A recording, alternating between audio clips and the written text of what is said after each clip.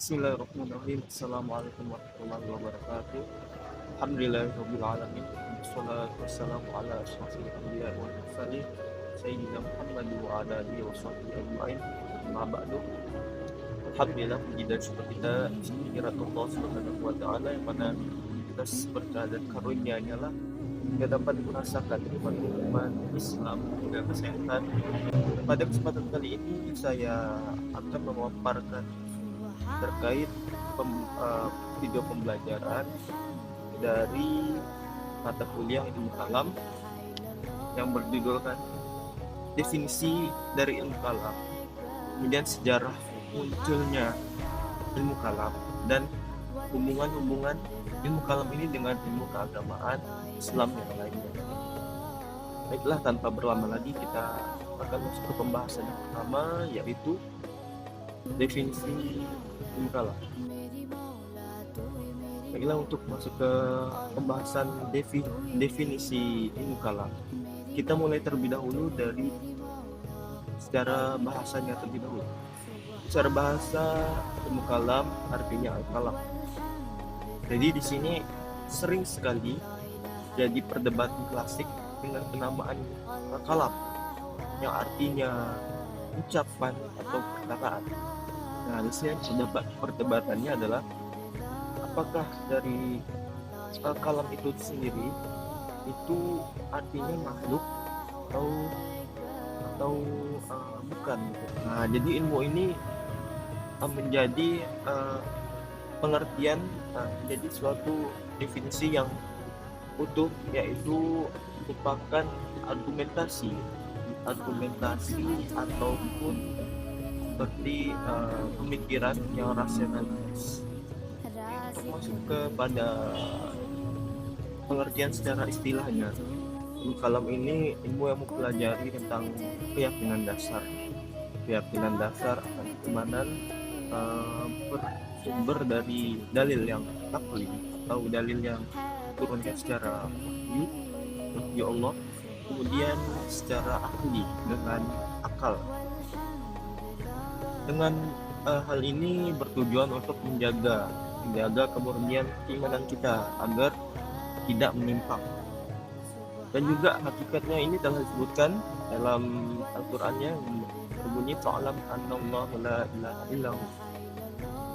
Jadi dengan ini kita memiliki pegangan bahwa keimanan itu tidak lengkap kalau tidak disertai dengan ilmu.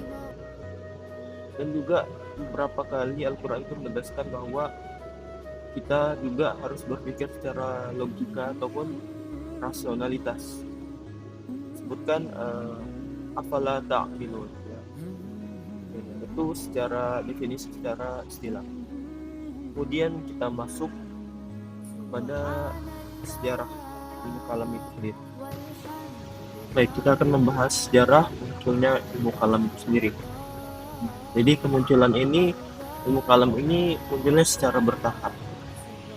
Jadi seiring dengan perkembangannya zaman dari sebelum wafatnya Nabi Muhammad, kemudian dilanjutkan pasca wafatnya Nabi Muhammad SAW.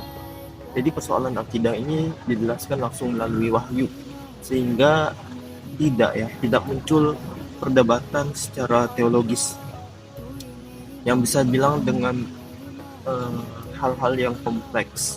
Setelah pascanya Nabi Muhammad itu Shallallahu Alaihi Wasallam, perbedaan ini mulai muncul, dan terutama pada masa-masa Khulafaur Rasyidin, seperti persoalan tentang pelaku dosa besar, pelaku yang mensyirik Allah dan menduakan Allah seperti itu.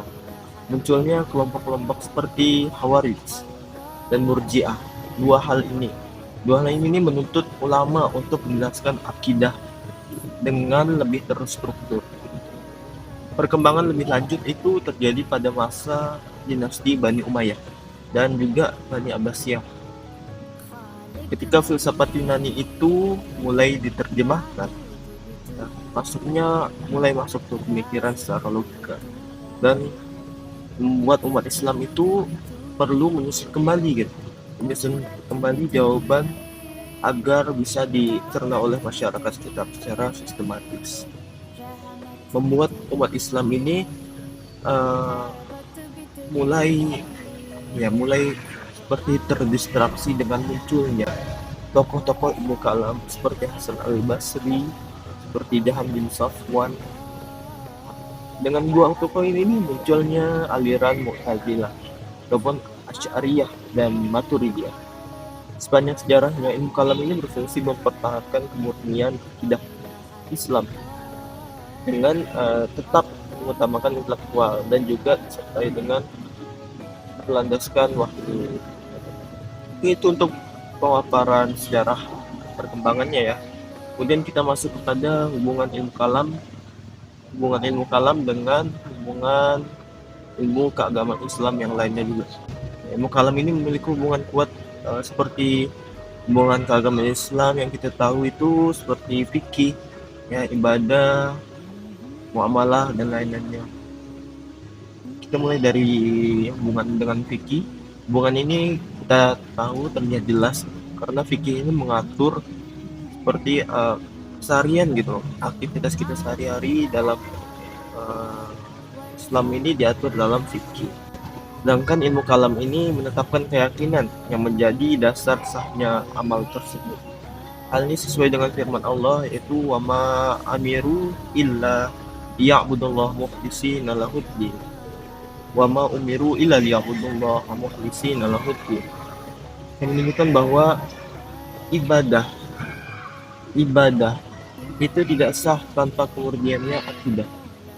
Dengan ilmu tasawuf, ilmu kalam ini memberikan fondasi agar penyucian jiwa itu tidak keluar dari tuntunan syariah Islam yang benar. Kemudian kita masuk ke hubungannya dengan ilmu tafsir. Ilmu tafsir dan hadis terlihat dalam proses memahami ayat-ayat dan riwayat yang berkaitan dengan akidah. Ilmu kalam ini juga dapat membantu untuk menafsirkan teks secara benar ataupun secara berurutan proporsional dan menjaga agar pemahaman tidak bertentangan dengan prinsip-prinsip ketuhanan yang telah diajarkan dalam Islam. Kan dengan filsafat, ilmu kalam itu berfungsi sebagai penyaring. Filsafat ini sebagai penyaring dalam ilmu kalam dan pengarah mengambil logika ya. Kita dalam mengambil logika itu perlu ada landasannya ilmu kalam juga dan metode yang bermanfaat tanpa menerima konsep-konsep yang bertentangan dengan wahyu. Oke, itu saja yang dapat saya sampaikan. Tadi kita sudah membahas tentang pengertian dari ilmu kalam, kemudian sejarah munculnya ilmu kalam, kemudian hubungan dengan ilmu keagamaan Islam yang lainnya, fikih, ibadah, kemudian penafsiran hadis juga. Itu kita masuk pada kesimpulan.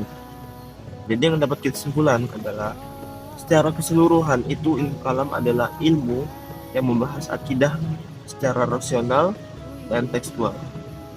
Munculnya dari kebutuhan umat untuk menjaga kemurnian keyakinan ini, serta memiliki hubungan erat dengan hampir semua disiplin ilmu keislaman. Dengan memahami ilmu kalam, kita dapat menegakkan akidah secara kokoh, berpikir kritis, dan mampu menjawab berbagai pemikiran yang menyimpang sesuai petunjuk wahyu dan akal yang sehat. Baiklah, itu saja yang dapat saya sampaikan untuk pemaparan materi dari mata kuliah ilmu kalam. Kurang lebihnya saya mohon maaf atas khilafan ataupun kata-kata yang kurang berkenan. Saya akhiri, wabillahi taufiq wal hidayah. Wassalamualaikum warahmatullahi wabarakatuh.